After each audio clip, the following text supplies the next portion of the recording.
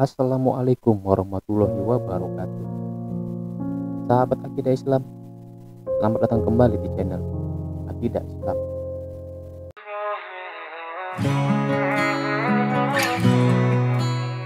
Terbunuhnya orang-orang kafir di perang Uhud telah menyalakan dendam di hati orang-orang terdekat mereka. Sulafah yang kedua anaknya telah terbunuh dalam perang tersebut bersumpah jika ia menjumpai Asim radhiyallahu anhu, ia akan membunuhnya dan akan meminum arak dari tempurung kepalanya. Untuk itu, ia mengumumkan akan memberi hadiah 100 ekor unta kepada siapapun yang dapat membawa kepala Asim radhiyallahu anhu. Mendengar sayembara itu, Sufyan bin Khalid sangat bergairah dan berkeyakinan bahwa ia akan dapat membawa kepala Asim radhiyallahu anhu kepada Sulafah. Lalu ia mengirim beberapa laki-laki dari kaum Adal Wakarah ke Madinah berpura-pura memeluk Islam. Kemudian mereka meminta Nabi Shallallahu Alaihi Wasallam mengirim beberapa orang sahabat untuk memberi taklim dan tablik di kampung mereka dan memohon agar Asim radhiyallahu anhu termasuk dalam rombongan itu dengan alasan bahwa nasihat Asim radhiyallahu anhu disukai orang-orang. Nabi Shallallahu Alaihi Wasallam mengirim 10 orang sahabat menyertai kaum Adal Wakarah termasuk Asim radhiyallahu anhu. Dalam perjalanan pulang, ternyata orang-orang Adal Wakarah ingkar janji. Mereka menyuruh musuh agar menyerang para sahabat radhiyallahu anhu, sehingga para sahabat radhiyallahu anhu diserang oleh 200 orang. Di antara mereka ada 100 pemanah handal yang terkenal. Sebuah riwayat menyebutkan bahwa Nabi Shallallahu Alaihi Wasallam mengirim beberapa orang Mekah untuk mencari berita tentang mereka. Di tengah perjalanan, kaum muslimin yang berjumlah 10 orang itu diserang oleh musuh dari Bani Lihyan yang berjumlah 200 orang. Melihat musuh demikian banyak, mereka lari ke arah bukit Fat-Fat. Kaum kafir berkata, "Kami tidak ingin menumpahkan darah kalian. Kami hanya ingin menukar kalian dengan harta penduduk Mekah. Kemarilah, kami tidak akan membunuh kalian. Kami tidak mempercayai janji orang kafir," sahut para sahabat radhiyallahu anhu sambil melepas anak-anak panah mereka, dan pertempuran pun mulai terjadi. Ketika anak panah telah habis, mereka menyerang dengan lembing. Asim radhiyallahu anhu menyemangati kawan-kawannya. "Mereka telah menipu kita, jangan panik. Yakinlah bahwa syahid adalah imbalannya. Allah kekasih kita bersama kita dan para bidadari surga sedang menunggu kita." Sambil berkata demikian, ia menyerang musuh dengan gagah berani sampai patah lembing-lembingnya. Lalu ia menggunakan pedangnya, namun karena musuh sangat banyak, ia pun gugur sebagai syahid. Pada akhir hayatnya, ia berdoa, "Ya Allah, sampaikanlah berita kami kepada Rasulullah." Doa tersebut langsung dikabulkan oleh Allah Subhanahu wa Ta'ala. Pada saat itu juga Nabi Shallallahu Alaihi Wasallam mengetahui kejadian tersebut karena Asim radhiyallahu anhu mengetahui Sulafah berniat akan meminum arak dari tenggorokannya. Pada saat kematiannya, ia berdoa, "Ya Allah, telah kukorbankan kepalaku di jalanmu, maka selamatkanlah kepalaku." Allah Subhanahu wa Ta'ala menunaikan doa Asim radhiyallahu anhu. Ketika orang-orang kafir berniat akan memenggal kepalanya, Allah Subhanahu wa Ta'ala mengirim sekumpulan lebah untuk melindungi mayat Hashim radhiyallahu anhu dari berbagai arah, sehingga musuh gagal memenggal kepalanya. Akhirnya pada saat itu mereka meninggalkan mayat Hashim dan mengambilnya pada malam hari jika sudah tidak ada lebah. Namun pada malam itu turun hujan lebat sehingga banjir telah menghanyutkan mayat Hashim radhiyallahu anhu. Sementara itu 7 orang muslimin telah syahid.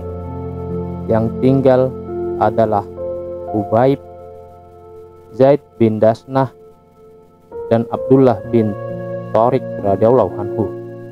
Mereka bertiga telah bertahan di atas bukit. Orang-orang terus membujuk mereka. Turunlah kemari, kami tidak akan ingkar janji. Akhirnya mereka mempercayai janji musuh itu. Mereka turun dari bukit, dan seketika itu juga mereka diserang oleh orang-orang kafir. Abdullah bin Thariq radhiyallahu anhu berteriak, "Inilah pertama kali kalian mengingkari janji. Aku tidak akan pergi dengan kalian. Aku lebih menyukai mati syahid bersama teman-temanku." Musuh pun memaksanya berjalan, tetapi ia tidak bergerak.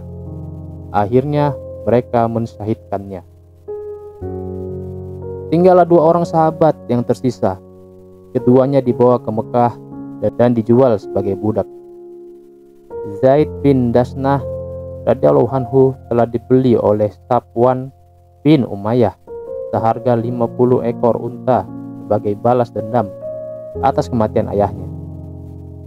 Sedangkan Khubayb radhiyallahu anhu dibeli oleh Hujair bin Abu Lab seharga 100 ekor unta sebagai balas dendam atas kematian ayahnya. Diriwayatkan di dalam Bukhari bahwa ia dibeli oleh anak-anak Haris bin Amir karena ia telah membunuh Haris dalam perang Badar. Zaid radhiyallahu anhu langsung dibawa oleh Safwan keluar tanah haram, dan ia menyerahkan Zaid radhiyallahu anhu kepada budaknya sambil berkata, "Bunuhlah ia." Sedangkan ia bersama sekumpulan orang menyaksikan pembunuhan tersebut, termasuk Abu Sufyan. Ketika Al-Ghazwa siap membunuh Zaid radhiyallahu anhu, Abu Sufyan berkata, "Hai Zaid, demi Tuhan, aku bertanya kepadamu, apakah kamu suka jika lehermu yang akan dipenggal ini diganti dengan kepala Muhammad Shallallahu Alaihi Wasallam, dan kamu dibebaskan sehingga dapat berkumpul dengan keluargamu?" Zaid radhiyallahu anhu menjawab, "Demi Allah, sedikit pun aku tidak akan rela jika ada duri kecil menusuk Rasulullah Shallallahu Alaihi Wasallam, walaupun aku dapat bersenang-senang dengan keluargaku." Jawaban ini menakjubkan kaum Quraisy. Abu Sufyan berkata, "Belum pernah aku lihat kasih sayang yang demikian tinggi seperti kasih sayang para sahabat kepada Nabi Shallallahu Alaihi Wasallam." Lalu Zaid radhiyallahu anhu dipenggal hingga syahid. Sedangkan Khubayb radhiyallahu anhu ditawan oleh Hujair selama beberapa hari. Seorang budak perempuan Hujair yang di kemudian hari memeluk Islam berkata, "Ketika Khubayb kami tahan, kami pernah melihatnya memegang serangkai anggur sebesar kepala manusia yang sedang ia makan. Padahal ketika itu di Mekah tidak ada anggur sama sekali." Ia bercerita, ketika hari kematian Khubayb radhiyallahu anhu telah dekat, ia meminta pisau cukur untuk membersihkan bulu-bulunya. Permintaannya itu dipenuhi. Kebetulan ada seorang anak kecil yang bermain-main di dekatnya. Semua penghuni rumah merasa ketakutan karena di tangan Khubayb radhiyallahu anhu ada sebuah pisau cukur, sedangkan anak itu ada di dekat. Khubayb radhiyallahu anhu berkata, "Kalian tidak paham. Apakah kalian pikir aku sanggup membunuh anak kecil yang tidak berdosa ini? Aku tidak mungkin melakukannya." Lalu ia dibawa keluar tanah haram. sebelum dilaksanakan hukuman mati terhadap dirinya, ia ditanya, "Jika kamu menginginkan sesuatu, katakanlah." Jawabnya, "Izinkan aku mengerjakan sholat 2 rakaat, karena tidak lama lagi akan kutinggalkan dunia fana ini untuk menemui Allah." Kemudian ia melaksanakan sholat 2 rakaat dengan tenang. Setelah selesai, ia pun diikat lalu berdoa, "Ya Allah, adakah seseorang yang akan menyampaikan salamku yang terakhir kepada Rasulullah SAW?" Ternyata salamnya itu sampai kepada Nabi SAW. Melalui wahyu Allah, Rasulullah SAW menjawab, "Waalaikumsalam, ya Kubaib." Lalu Rasulullah SAW bersabda kepada para sahabatnya, "Kubaib telah syahid di tangan kaum Quraisy." Pembunuhan terhadap Kubaib radhiyallahu anhu dilakukan oleh 40 orang Quraisy yang menikam dengan lembing dari 4 arah sehingga badannya hancur. Di antara mereka ada yang berkata, "Katakan, sukakah kamu jika Muhammad menggantikan tempat pada saat ini dan kami bebaskan?"